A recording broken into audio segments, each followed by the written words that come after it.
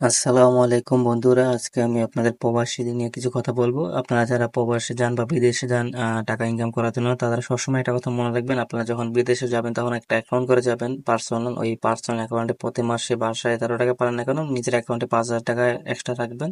এরকম আপনি যদি বছরে 60,000 টাকা আর 5 বছর মিনিমাম 3 লাখ টাকা থাকবে, আসার পরে আপনাকে আর কারোর কাছে হাত পাততে হবে না।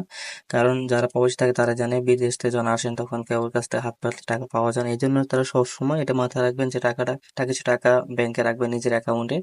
ওটা আসার পর আপনি চাইলে নিজে ব্যবসা করতে পারেন বা কোনো একটা কাজ করতে পারবেন, ঠিক আছে? আর যদি না করেন তাহলে দেখবেন যে এই স্বপ্ন নিয়ে গেছেন ওই স্বপ্ন থাকবে, কিন্তু আপনার কোনো কাজ হবে না। এই জন্য সবসময় মাথায় রাখবেন যে এই কাজটা সবসময় আপনার করার জন্য অবশ্যই একটা অ্যাকাউন্ট করে যাবেন।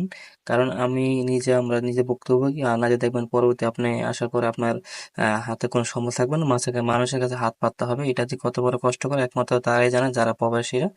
তো অবশ্যই একটা পার্সোনাল ব্যাংক অ্যাকাউন্ট করে যাবেন। দেখবেন 5 বছর পরে 3 লাখ টাকা আপনার হাতে থাকবে। আসার পরে আপনার কাছে হাত পাততে হবে না, নিজের মতো চলতে পারেন ইনশাল্লাহ।